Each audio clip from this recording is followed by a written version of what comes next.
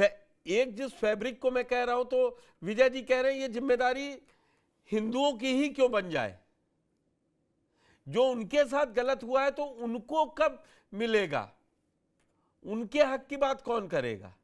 अगर इस बात को एलोबरेट करूं मैं, वो ये कह रहे हैं मेरे पास है प्योर पाव भाजी का मसाला, प्योर पाव भाजी मसाला, पाव भाजी को टेस्टी बना डाला, सबका राजा आल प्योर मसाला। प्रायोजक हैं cancer healer centre, a new beginning. Vijay ji का सवाल बिल्कुल जायज है, लेकिन सवाल ये भी है कि अगर मैं हमास को चार्टर की बात इन्होंने की, विजय जी ने उसी हमास को लेकर के, उसी गाजा पट्टी को लेकर के यूएस ने कहा कि मैं वहां नई बस्ती बसाऊंगा। क्या भारत उसके खिलाफ खड़ा हो गया? ट्रंप साहब का बयान है कि उसको विकसित करूंगा और वो वहां के लोग उस जगह को छोड़ के चले जाए। इनका चार्टर कौन हमास से बेहतर है? देखिए, औपनिवेशिक प्रवृत्ति का विरोध हर जगह होना चाहिए।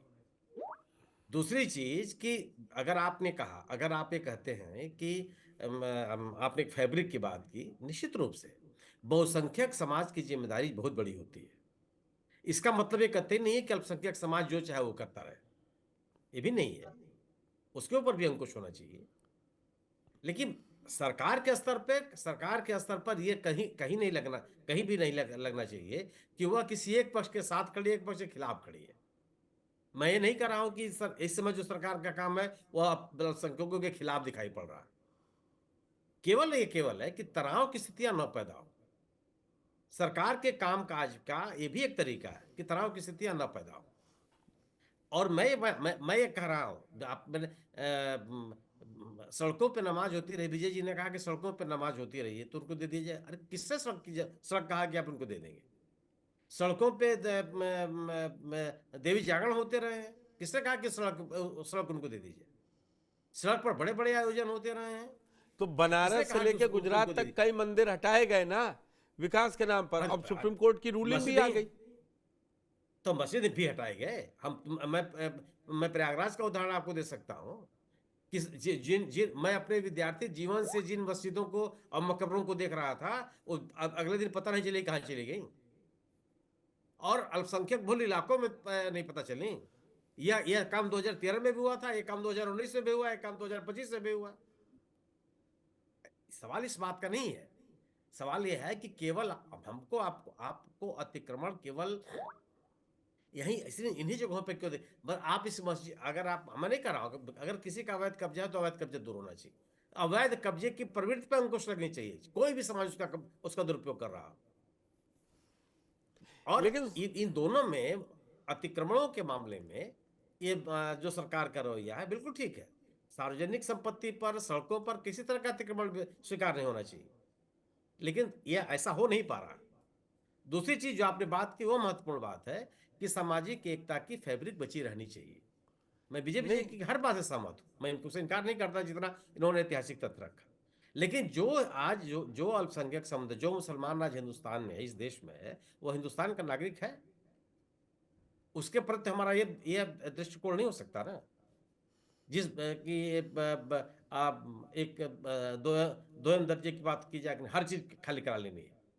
बिल्कुल खाली करानी चाहिए केवल। लेकिन मेरा सवाल केवल यही है कि केवल मंदिर मस्जिद तक ही मामला क्यों? इस कुएं को जिसको साफ किया जा रहा है, पुनरुद्धार किया जा रहा है, क्या इससे लोग पानी पीने लेंगे? आप प्राथमिकताएं तय कीजिए कि किस कार्य से। अगर मस्जिद कमेटी इस पर दावा करती है गलत तरीके से, बिल्कुल उनको नहीं मिलना चाहिए। यह तय करने का काम सर्वोच्च न्यायालय का है। स्टेटस रिपोर्ट रखा है प्रदेश की सरकार ने, सर्वोच्च न्यायालय उसको देखेगा। जो इस पार्टी को आपत्ति करनी है वो करेगी। लेकिन मूल सवाल जो आपने उठाया, वो मूल सवाल, मैं एक मूल सवाल में ये भी जोड़ दूं ना मैं ये नहीं, अब उस बहस पे चले जाएंगे कि मनमोहन सिंह ने ये नहीं कहा था, वो नहीं कहा था, लेकिन मैसेज तो यही था ना कि संसाधनों पर पहला हक किसका है? पहला और आखिरी बनाएंगे तो लड़ाई होगी ना। समाज 140 करोड़ का देश है ना, सबका है। जी का वो पूरा भाषण, मैं यही कह रहा हूं। मैं इस पे ये लाइन ही क्यों आए जिसको बिटवीन द लाइंस पढ़ना और समझना पड़े? मैं ये अरे कह रहा भाई, हूं, अगर ये क्यों ना कहा जाए कि 140 करोड़ का सबका हक है। नहीं, अगर अगर कोई ये कहता है कि क्लास में सबसे कमजोर विद्यार्थी के को सबसे ज्यादा समय देने की जिम्मेदारी अध्यापक की है, तो ये कहां ये से हो गया कि क्लास जो की बात और अन्य नहीं है ना विद्यार्थी। सर, नहीं, कैसी यही बात है कर ना। रहे हैं। अगर हम और आप अरे ईमानदारी से बात करें, जब वोट मैं दिया। नहीं कर रहा हूं, मैं अल्पसंख्यक, अरे उस भाषण में अल्पसंख्यक केवल ये कहा कि उन्हीं का हक ज्यादा बनता है। ये उस पे पूरे के पूरे भाषण में कहा है पुष्कर जी। मैंने अब ये तो कहा ही मैंने नहीं। आप ये बात आप मुझसे कहलवाना चाह रहे हैं, मैं बिल्कुल नहीं कहूंगा। मैं कहता हूं नहीं, उनका, लेकिन ये कहा ही कहना नहीं ये उस क्यों भाषण पड़े, नहीं, वो उस प्रधानमंत्री भाषण में कहा ही मंच नहीं गया से है। ये क्यों कहे। अरे भाई, उस भाषण में कहा ही नहीं गया है। तो उसमें ये भी नहीं कहा गया शुक्ला सर कि इस पर सबका हक है, संसाधनों पर बराबरी का। सवाल ये शब्द नहीं हो नहीं सकता था। नहीं, नहीं। फिर ये आप भी मानिए ना सुनील जी कि अभी अच्छी अच्छी बातें हैं, लेकिन जब मुसलमान का वोट चाहिए, इस देश में ये स्थित लोकतांत्रिक होते हुए भी क्यों आई, हम आप जानते हैं ना कि 20 से 22% तो मुस्लिम है, ये वोट तो चाहिए ही चाहिए। अरे 20-22% पर कोई सत्ता में आ जाएगा, और उस 20-22% की बात कोई करेगा कि नहीं करेगा? हर लोग 14 80% में की बात यही करते तो रहेंगे। हुआ। मैं विजय जी से कहलवा नहीं, दूं, मैं कृष्ण मोहन जी या जितेंद्र वर्मा से नहीं कहलवाऊंगा। हम आप तो नहीं, मैं नहीं। कम से कम जो जिस प्रोफेशन में उसमें माने ना कि फिर 80-20 ही हो गया ना। मुख्यमंत्री ने कहना शुरू किया 17 के बाद, बोले ठीक है 80-20 होने दीजिए। सवाल ये बात आप ये 80% जो इस देश का मुसलमान हिंदू है, वो सब का सब सत्तारूढ़ दल का समर्थक हो गया है। कितने परसेंट वोट मैं मिल कहां रहा है कह रहा हूं सत्तारूढ़ ये, दल वो को? मैं तो कह रहा हूं मुख्यमंत्री ने कहा। वो नहीं। और दूसरी चीज, इस अल्पसंख्यक बहुसंख्यक के सोच से राजनीतिक दलों को उठना चाहिए। जितेंद्र जी, अल्पसंख्यकों की राजनीति। जितेंद्र जी, हकीकत यही है कि आपको ये छोड़ना पड़ेगा कि ये भाजपा जो है वो अल्पसंख्यकों को दबा रही है। भाई उन्होंने 11 साल में दिखाया ना, जो योजना हिंदुओं के लिए थी वही मुस्लिम के लिए, वही सिख के लिए, वही ईसाई के लिए, और हर जगह बराबर से बटा। आप भी सत्ता में रहे ना, क्या गलत जो प्रधानमंत्री आवास है वो मुसलमानों को नहीं मिला क्या? जो कोई योजना है वो नहीं मिली और सिर्फ हिंदुओं को मिल गई। सरकार की मंशा पर सवाल कैसे उठेगा फिर? पुष्कर जी, सरकार और राजनीतिक दल को अलग अलग करके बात कीजिए। अब ये देखिए, फिर मैं आरोप तो सरकार पे ही लग रहा है ना, ये सरकार झूठी है। सरकार और राजनीतिक दल, भारतीय जनता पार्टी एक राजनीतिक दल के रूप में, और उसकी अपनी आइडियोलॉजी है, उसकी अपनी आइडियोलॉजी है। देखिए, पहली बात तो इन दोनों को समाजवादी पार्टी ये धर्म स्थलों की राजनीति में नहीं इंटरेस्ट नहीं है, क्योंकि हम धर्म को अलग देख के चलते हैं और राजनीति को अलग देख के चलते हैं। लेकिन भारतीय जनता पार्टी को उस तरह की राजनीति मुबारक है, वो करते रहे। रही बात सुप्रीम कोर्ट में अभी सुनवाई हो रही है, जो भी स्टेटस रिपोर्ट है, दूसरे पक्ष का जो भी पक्ष है, सारी चीजें होंगी और सुप्रीम कोर्ट ही तय कर देगा। जैसे राम मंदिर का फैसला सुप्रीम कोर्ट ने किया, पूरे देश ने उसको स्वीकार किया।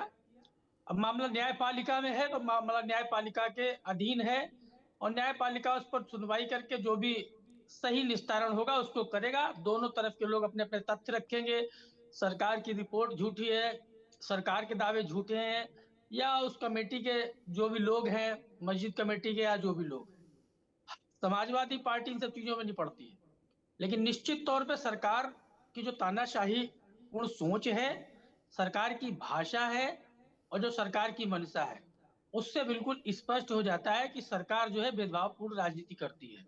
और रही बात कब्जे की, अरे कब्जा तो कितना है देश में, न जाने कितनी प्राइवेट बिल्डिंग सरकारी जमीन पे बनी हुई होंगी, न जाने कितने मंदिर मस्जिद और होंगे, तो छोड़ दिया जाए सब। कई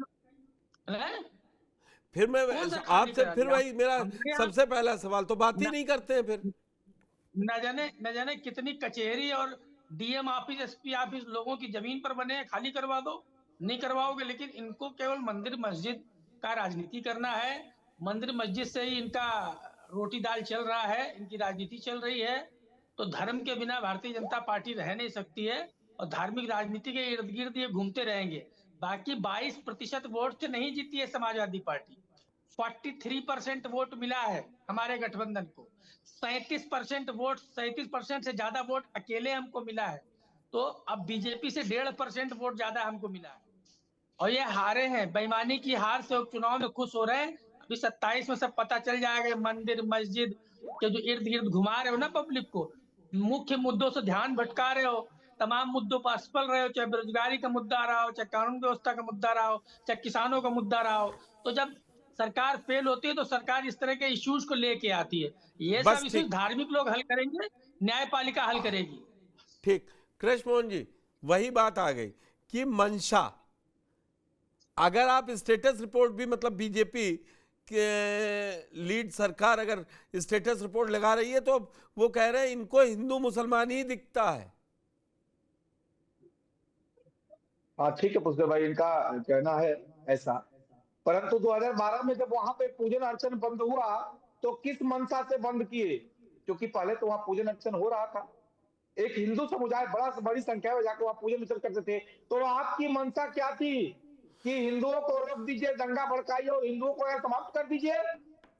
तब आप तो सरकार में थे, सारी व्यवस्था आपके पास थी, शब्द नहीं निकलेंगे।